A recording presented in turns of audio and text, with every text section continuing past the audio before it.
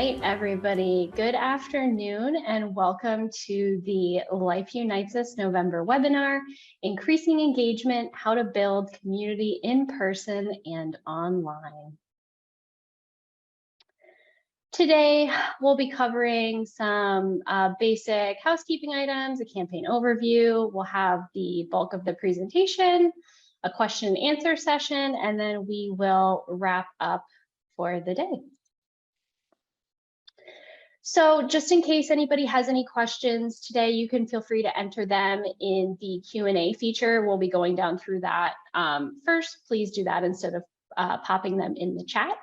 If for any reason you get disconnected today, please try the original link that you used to log on.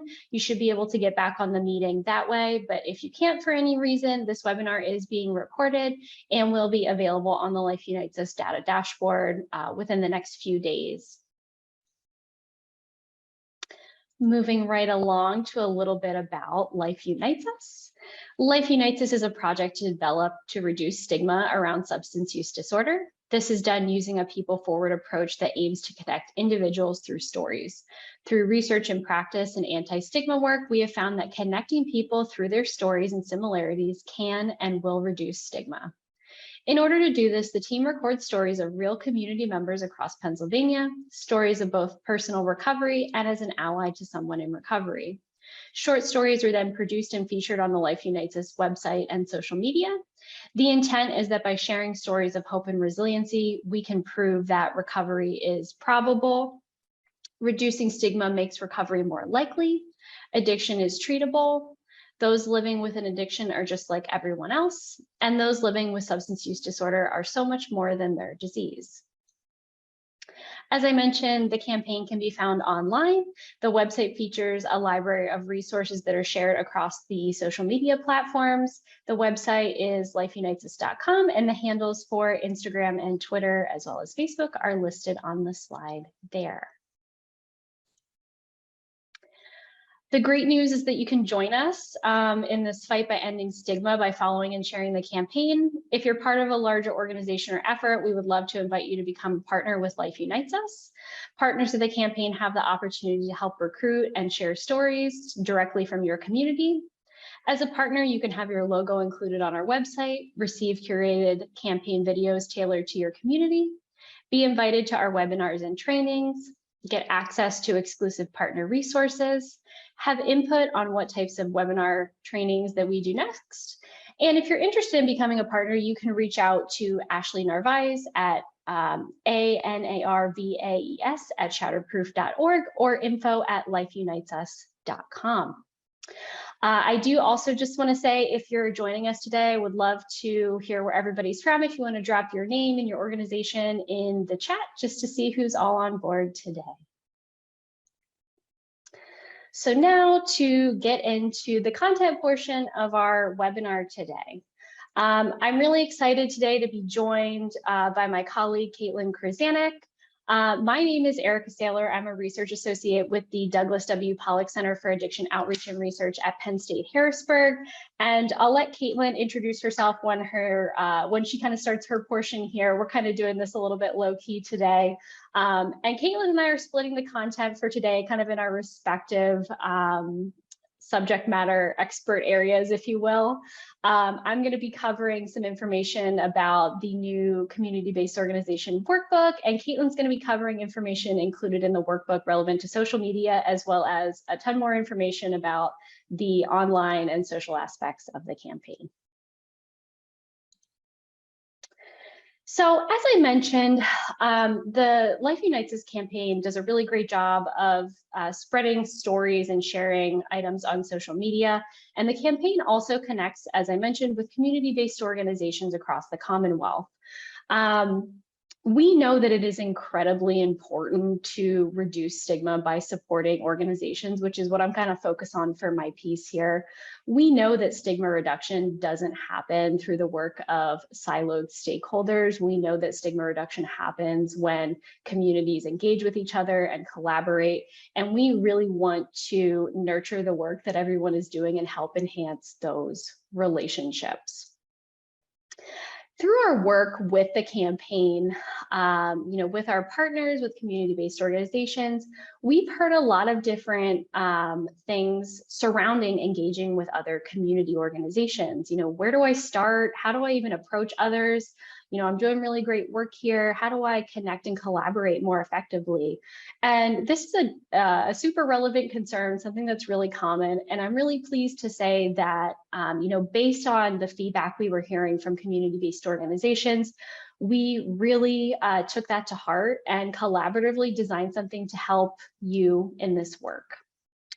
So folks here at Penn State, as well as the Public Good Projects, Shatterproof, as well as the Life Unites Us Community Impact Committee have developed the Life Unites Us Community Building Workbook. The workbook, I'm pleased to say, was just released today, and it's located on the Life Unites Us data dashboard, which is pa-dashboard.lifeunitesus.com, and it's under the CBO's menu option. If you go to that page, there's a screenshot here showing just what it looks like, and you can access the workbook by clicking on the link on that page. When you click on the link, you will be asked to enter your name and email address. That's not going to be shared with anybody. The sole intention of that is for us to be able to connect with folks who are interested in stigma reduction work and community building, and connect with them further if they're not already partners with the campaign. So the workbook has a few different goals in mind, specifically for community-based organizations, to help you better understand your community by connecting with other local organizations, how to strengthen those connections and engage in stigma reduction work, and how to utilize social media to enhance your efforts. So something just to preface here, why did we call it the Community Building Workbook? What is community building? I think that, we all live and work in communities, and I think it's really easy for us to take a look at what's happening in communities and think of kind of what we're lacking or what we need to do. And that is entirely valid and something we need to consider. But something I think that we consider sometimes less so is what our communities do really well. And community building is a principle that focuses on what the community does well, the community traditions, the community capacity and assets, and how to build upon that. Pennsylvania is so expansive and diverse, and every community is structured a little bit different. And something that might work really well in one community might not work so well in another. And that's just the nature of how things operate. And the approach of community building is really to utilize what the community does well, those traditions, those assets, and harness and expand them to do other work in the community, including stigma reduction. So with community building, from that mindset of looking at community assets, a great start in building your community is understanding what resources and assets are already available in your community. And the workbook really guides you through a process of mapping your community's capacity. And this is really done by taking a look at all of the organizations, the coalitions, the individual assets, the resources your community offers, and compiling them into a list and then sorting that list, which the workbook guides you through the entire process. The purpose of sorting them and kind of putting them into an organized manner is really to create a roadmap for you to begin your work with engaging with communities and kind of where to start. That ever-present question, where do I start? How do I begin? This is a great way to do that, to understand the landscape and then prioritize who you might want to reach out to. The workbook provides tons of examples and details and a template for you to use. I'm not going to work through a specific example because every community is so different, and the way that you're kind of sorting out these assets and resources in your community might look different from another community. But the workbook guides you through the process, provides examples and resources to do that as well. After you've gone through and really kind of better understand the landscape of your community and maybe have a little bit better of an idea of where you might want to start, The workbook also includes how to begin that outreach and sample emails to utilize to start that outreach. I think sometimes we in our brains overcomplicate the process, but a simple email asking to learn more about somebody's organization and what they're doing is a great starting point to start a relationship and to begin those collaborations and partnership that'll expand your stigma reduction work. And the workbook outlines how to do that and provides some resources. Another important consideration I just want to touch on that's included in the workbook is engaging the recovery community. We feel really strongly that any stigma reduction work happening in communities also has someone at the table with lived experience or friends or family members of people with lived experience. And there's some important considerations with engaging with the recovery community, and the workbook highlights those as well. And before I turn it over to Kaitlyn for all of things social media and online presence, I just want to mention lastly that the workbook also has a great list of resources. All of the Life Unites Us resources, we have DEI resources, state, local, and national resources that have things from data, where to access data, what other folks are doing in the stigma reduction space and the SUD space. So all another great item that's included that you can utilize for your collaboration building and community engagement. And without further ado, I will turn it over to Kaitlyn. Thanks, Erica. I appreciate it.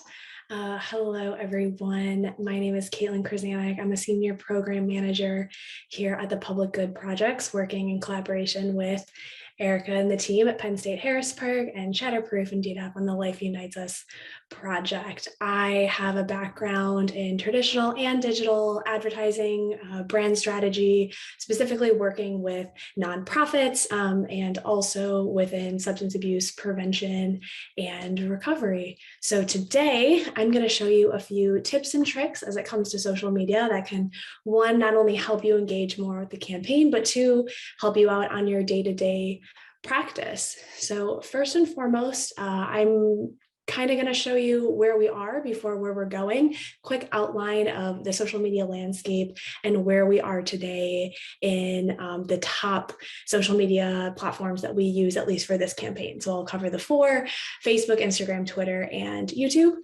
Content, how to share and how to make it, and then really reaching your audience in a couple, I'll do a walkthrough and how to using Life Unites Us, an example, to reshare content to all your social media platforms.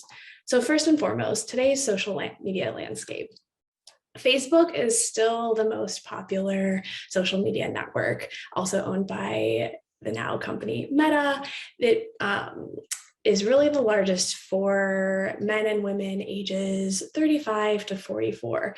However, only 36% of Gen Zers use Facebook at least once a week. So it is still the largest platform overall, but it's really just kind of keeping in mind on where your target audience is and how you want to reach them. So if you're trying to reach more Gen Z, I would suggest skewing to Instagram or which we'll get into in a second, or even TikTok if you're there. We won't cover that today. But in terms of just kind of broad reach, broad stroke social media, Facebook is always a great place to start. And users are also evenly split for whether that be political parties, and there's a large population of baby boomers, Gen X, and millennials. As you can see in the graph, there's a big drop between millennials and Gen Z. Best practices here is to keep lots of engagements and interactions on Facebook before you direct them elsewhere. So it's really important to try to have those conversations, whether that be in comments or directing to your Facebook page. You can kind of skip that algorithm line, if you will, in terms of trying to pop up on people's feed, which is constantly changing, and use the story features, which is always a great place to be able to quickly show snippets for what you want to talk about. And it's really easy to skip from one story to the next, especially when you're scrolling, and then really lean into that video content. Videos are great as it turns in terms of engagement. We see that through the Life Unites Us campaign and all of the testimonials that we share. So any video is always the way to go. Instagram is Gen Z's favorite platform, but Gen X is the fastest growing group on this app. So you can see in the chart on the right, the largest demographic makeups here are between 18 to 34. So if you're trying to target that area, I highly recommend keeping it on Instagram. Also with Meta, since they own both Instagram and Facebook, there's really easy ways when you are posting either on Instagram or Facebook to do a dual post. So your post can go onto both platforms. So it kind of saves you that step from having to double post. Some quick practices or best practices for there. Always try to use the trending hashtags to your advantage. High quality visuals, while Facebook can really get into the meat and potatoes, if you will, of all the text. Instagram is really for the photos, and who doesn't look like looking at a great visually appealing photo. Reels are always great because you can pop up a little bit easier and become more discoverable. So Reels is kind of Instagram or Meta's version of TikTok, if you will. So they're the short videos that you can easily get lost down the tunnel and scroll through. And there's also some great stickers and filters that you can mess with when you're playing stories. It's kind of your creative landscape to be able to do what you see best. For Twitter, the largest age group is 18 to 29, and this audience tends to skew heavily towards males. So if you're trying to target more of a male population, I suggest trying to do Twitter. There's over 211 million active daily users, and the audience is more likely to have higher education and just higher income. In terms of best practices, really harness the power of threads. So going within a post and consistently going down, and people will read, communicating back and forth. Text can sometimes be more powerful than images, especially when well written. Twitter does have a amount of copy that you can use on the post. So short and concise is always the best. And again, in terms of the algorithm, like the more you post, the better it is. And finally, for YouTube, YouTube has a large audience of Gen Zers as well. So 85% of teens use YouTube. So if you're trying to hit the younger audience, I would suggest that Instagram and YouTube. If you're trying to hit more of an older audience, again, Facebook and Twitter. There's actually more hours of video streamed on YouTube than on Netflix. So fun fact there. And we kind of really see this come true to play in the Life Unites Us campaign too, is we post testimonials on YouTube and they're watched not only on the story library, but also on YouTube, and those video views are always, outperforming on Facebook as well. Some best practices here: make sure to have keyword rich descriptions and titles and tags, so when people are searching, they'll populate accordingly. Use kind of the intro and outro cards to really encourage engagement. So if you're posting a video, make sure you have your organization's information up front and at the end, and posting on a regular cadence helps as well. So how to share and how to make when it comes to content. So for the Life Unites Us campaign, it's always great to reshare content natively from the channels, because it not only increases campaign awareness, but it helps to reach priority population from trusted sources, which are you all on the ground doing this every single day. And it's really to help uplift the work that you're already doing, and also helped the education exposure to the stigma fighting messages. So while we push organically through the channels and we have a paid digital strategy to be able to reach Pennsylvanians, it's always important to have messages come from an even more trusted source of someone that they see every day. So when community-based organizations and individuals reshare natively on their account, and it just helps with that stigma fighting message to overall decrease stigma and help those who are living with substance use disorders. So how to reshare? I am going to pop out of this quickly, and I'm just going to do a quick video share to show how we can do this. So on Instagram, I'm just going to do this from the Life Unites Us account. Quick overview. This is the feed. As you can see, we have the testimonials and we have a mix of facts and quote cards, just kind of engaging with different audiences. But let's just say you're kind of scrolling through and feed and you see a post that would either resonate with your audience or resonate with your friends and followers. You can easily, Instagram, unfortunately, makes it a little more difficult to put it in feed. There's a few bypasses around that, but if we're interested, we can go into a part 2 of the tips and tricks. This is just the part 1, but you can easily add it to your story, which is visible for 24 hours for your followers. So you can like, comment here, make a comment, or if you want to share with your networks, you can click this little paper airplane and you can share there, or you can add directly to your story as well. On Facebook, this is always one of the easier paths forward because you can share it directly in feed and directly on your page. So you could share the post now, which is just a direct share and it'll share to your friends. You can share to your feed, which allows you to create some sort of content. So let's say that this piece of content resonates and you just really wanted to call out Alyssa and how amazing the quote is. You could make some copy before it and just say, way to go, Alyssa, or whatever text that we want to put in there. Or we could even add your own facts. So if something is more fact-based or you have your own personal story, even though Alyssa says, I'm amazed with the change, effort, and dedication that I've put in just being in recovery, you could build something more and say, to build off of what Alyssa said, I completely agree. And then when you post, this will go directly to your page.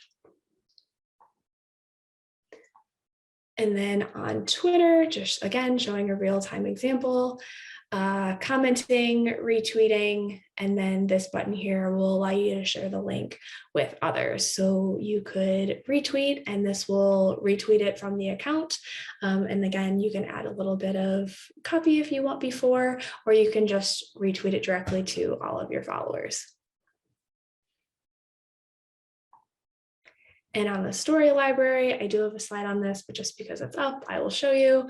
All of these stories are open for any and all to use on social media, in newsletters, and it's really, we want to share these wonderful testimonial stories as much as possible just to show that recovery is possible, especially with the proper support, and all of these wonderful stories just showcase that exact fact. And so we have it broken down between stories of friends and family. So these are allies or know someone who is living with substance use disorder, or those who are in recovery themselves. So you can apply the filters and kind of scroll through the videos. If you did want to share a video, you would be able to click on the video that you see. And if you click this share this page button, you can actually share directly to Facebook and Twitter. We've made it easy. We've made it easy for you right here by clicking these links and it would go there. Or you could copy the link from here and put into an email newsletter, or make your own social media post if you just wanted to copy the link and paste it there.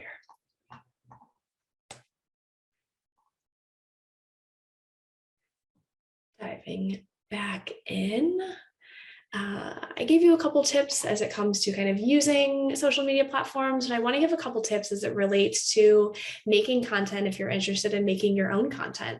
The samples I use are samples that you see directly from the Life Unites Us campaign, but when it comes to making content that really engages your audience, the key is to really keep it short. The most important thing is you only want one call to action or CTA per asset or caption copy. And that one call to action is really important because you don't want viewers and users to be confused on what step you want to make. So if you have a post that it has a couple calls to action, like, check out our organization, we help X population, we really want you to volunteer, and we hope you can join us for our holiday gala party this December. there was three, I think, that I put in there, call to actions, which would be really confusing. So if you were reading that, the viewer would be like, okay, so they want me to check out their organization, they want me to check out the gala, and they also want me to come and volunteer. Which one takes precedent? Which one should you prioritize? And sometimes it gets really overwhelming and people just don't take any action. And that could be the worst thing that you want someone to do. So keeping really that one call to action is super important. So a way around that is you could do multiple posts. Luckily with Instagram, you can make them pretty, or even Facebook, you can post as many times as you want. I don't suggest blowing up everyone's feed multiple times a day, but if you wanted to do it, throughout the cadence of a week, you could have one post about, we were just named, best CBO of the year, look at our website. Or each year we help hundreds of community members find food banks in the area. Please come to our winter gala to help fundraise for the next year. So you really just want to make it very bite-sized, short, concise, so someone knows the exact action you want to take. And if you have an action on your image, you also want to make sure the same action is in your copy. When you do have words on a image, you want to make sure that it's 15 to 25 word max on the asset. The one on the screen here is starting to get really close to that max line. But basically, if it just gets too many words, people aren't going to want to read it. And you have to think of, you're catching people where they are. Most likely people aren't on social media looking for that deep dive of information. They're kind of taking that brain break and scrolling, and you're catching them mid scroll. And you really want to make sure that you capture them in the moment, and whatever you have is going to engage them and want them to really dive in and learn more about what the image is. So you just don't want it to be too overwhelming that they get lazy and just make that extra scroll. Any of the remaining text that you want to make in the image that might necessarily fit, you can always go a little more long form in the body copy. However, I do suggest keeping the main call to action or information at the top, just so you don't have to click the more button of the drop down, because not everyone will click that as well. So again, just kind of thinking and remembering where people are. And when you are, and there's also the ability to use a carousel, which is, I'm sure you've seen this on Facebook or Instagram, kind of when you swipe right or left with multiple images. It's just, people get curious and they want to see what's there. You can always use that for a little bit more of a longer message if you want to do part 1, part 2, part 3 kind of on the slides. As I said before, make sure to really visually capture viewers' attention. Always make sure to use high resolution photos. And then don't try to add too much. Sometimes simpler is always better. And then making sure that the images and the graphics that you use are really sized according to the channel. So Facebook and Instagram, these are all the pixel sizes, like the proper pixel sizes you should use. But in terms of ratios, Instagram and Facebook tends to be a 1-to-1. I know it can get a little more rectangular, but those images always show well. Tweets tend to be a little more rectangular, but just make sure that to check images when you're posting, nothing's getting cut off, and everyone will have a good viewing experience. In terms of some design tips, if you're wanting to use and create your own design, keep fonts and colors accessible. So sans serif fonts like Verdana, Tahoma, Arial, Lucida Sans are really the most legible in English. And you want to make sure that the fonts are large enough. So you can test this on a couple different platforms if you kind of want to pop it up on your computer or your phone. Just make sure people aren't having to zoom in to scroll and see anything. And then follow the accessibility standards for color use. And when trying to appeal to emotions, try to prioritize photos of people. And then if you need to communicate data or facts, don't forget to include elements besides text. So this is just kind of a sample of different images. Addiction impacts all Pennsylvanians, but we also have different content around when it comes to statistics or large data numbers that we just kind of design in like a nice visually appealing look. We have the number call out big with like a little bit of text, and just make sure that you kind of get multiple sources, so it's not just like one square full of writing. Hashtags. So the hashtag for Life Unites Us is hashtag Life Unites Us. And hashtag is basically just a way to store everything together on a social media site. So it's where conversations can happen, it's where filtering can happen, and where you can easily find something that you want to look about. So a popular hashtag means that a lot of people follow the hashtag. Unfortunately, it also means that a lot of people are putting a lot of content on that hashtag. So it's not bad to use popular hashtags because you want to be where the people are. You want to be where the popular conversations are. You want to be where the popular content is. But, we also suggest using and combining popular and niche hashtags to reach different audiences. If you do want to post and reshare content or just kind of make your own post and call out the campaign, we highly suggest using hashtag Life Unites Us just to keep all of those stories together on Instagram or Facebook and being able to see all the wonderful content that's going around, as well as tagging whichever social media site, the campaign on the social media site. In terms of using hashtag, you can use up to 30 hashtags on a regular post and up to 10 hashtags on a story post. I will say there is no right number of hashtags. There's kind of a general consensus where 11 hashtags is a good number to start with, but really the most common number of hashtags used on Instagram is between 1 and 3. You don't have to get too wild with the number of hashtags. You can kind of, personally, I recommend experimenting with the number of hashtags, just kind of where your audience is, along with experiment kind of when you're posting. But you can see which posts kind of engage better or engage worse, and do kind of your own little testing. Each audience and each CBO is going to be a little bit different on who wants to have what and where those conversations are happening. But don't let the high numbers concern you. Things could still populate when you have between that 1 and 3 number.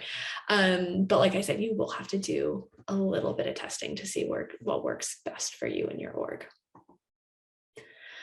The story library, I went through that, but again, if directly sharing from the social handles doesn't quite fit and you want to make your own content, go right ahead and use these from the story library. Again, we just recommend using hashtag Life Unites Us or tagging the Life Unites Us account. And I will say, if you are wanting to experiment when it comes to making your own content, there is a wonderful site called Canva, which has a ton of free tools that you can go in and make your own content for your organization or even yourself. They have nice little design features and templates that you can use to post on social media. So if that is helpful, I recommend. Finally, wanting to make sure that we reach our audience, so kind of using all of these tips and tricks, layering on top of each other, figuring out who you want to reach, whether that be, millennials or Gen Z, whether you want to meet male or female, figuring out what platform is best for you, and then kind of getting that content ready. So what do you want them to talk about? What is that one call to action that you want them to take? And then from there, posting it to whichever social media platform fits for you. One of the wonderful things that Meta has recently updated is their Meta Business Suite, and kind of Creative Studio gives you the opportunity when you have a business page, which is easy to adjust on Instagram. I do believe you have to set up the Facebook page as a business page initially, but they have this wonderful backend, which you can get to by business.facebook.com. And it gives you the opportunity to schedule posts. So this means that you can add photo, add video, put your text in there, do your hashtags, your tagging of the account, and you can either publish it right then and there to Facebook or Instagram, or you can schedule in the future. So if you're feeling like you're constantly being drowned in social media and you can't keep up, you could always have like a 30-minute block at, the beginning of every 2 weeks and get a couple posts scheduled for the month. And then you can just have content kind of going when you don't even have to think about it and your content's live. And so it's just kind of a great trick to be able to do that. And that's for Facebook and Instagram because it's owned by Meta. There are a few more tools for Sprout and Hootsuite that really allows you to schedule and post. Some have free options. There's another one called Later, which is also a free option to be able to schedule. There's different restrictions on what you can do. But if you go more premium and paid options, you can engage more, see analytics, and make scheduling just a little bit easier. But by no means you have to pay for anything. There are plenty of free tools out there to just make your life a little bit easier. So with that, I know we went through a lot of information. This was kind of the tips and tricks 101. If you're interested in more detail, happy to dive even deeper into different things as it comes to a 102 or 103 series. But at this point, I think we can open the floor for any questions. While we wait, if anybody has any questions, I do just want to mention to everybody that I did drop the link for the workbook in the chat if anybody wants to access it. I do also want to mention that, again, the webinar is recorded and the recording as well as the slides will be posted on the dashboard. So you can access them, any of the information that I shared or Kaitlyn shared at any later point in time after the fact as well. If anybody has anything that they'd like to ask or for us to clarify that we covered. Well, that's a good one. Do you want to answer that one, Kaitlyn? Do you want me to read it to you or do you have it pulled up? One second. What is your opinion? Okay. What is your opinion on the content businesses should put on LinkedIn? That is a good one. Personally, I think it depends on the industry that you're in. So LinkedIn, I view as that option to really showcase the awesome things that you and your employees are doing. So if it relates directly to your organization, day-to-day operations, or even like events going on, I'd say like LinkedIn, Facebook, but also LinkedIn is a great place for that. I've seen organizations be really successful in shouting out employees on LinkedIn and just doing like great job to our, community resource manager on his or her efforts in this area, or, donate to our charity or whatever we need. So in terms of content like that, as long as it relates directly to the business or like a day-to-day operation, I would say that that would be a good place for it. And I will say, as it relates to like stigma fighting messages, LinkedIn is also a great place for that, especially if you're working in that area to kind of break that stigma within the workforce already, like that sometimes double compounds when people are working, and those in recovery are not necessarily always looked at first. So to kind of break down that barrier, that's also a great place to kind of start and have those conversations.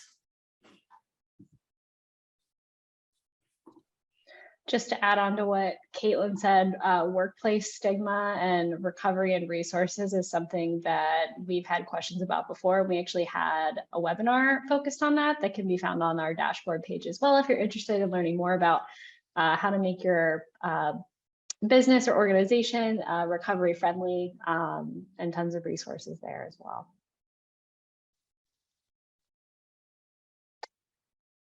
While we wait to see if any last questions pop up, I do just want to let everybody know that when we end the webinar today, you will be directed to take a survey. It's just a super quick survey, should only take you a few minutes.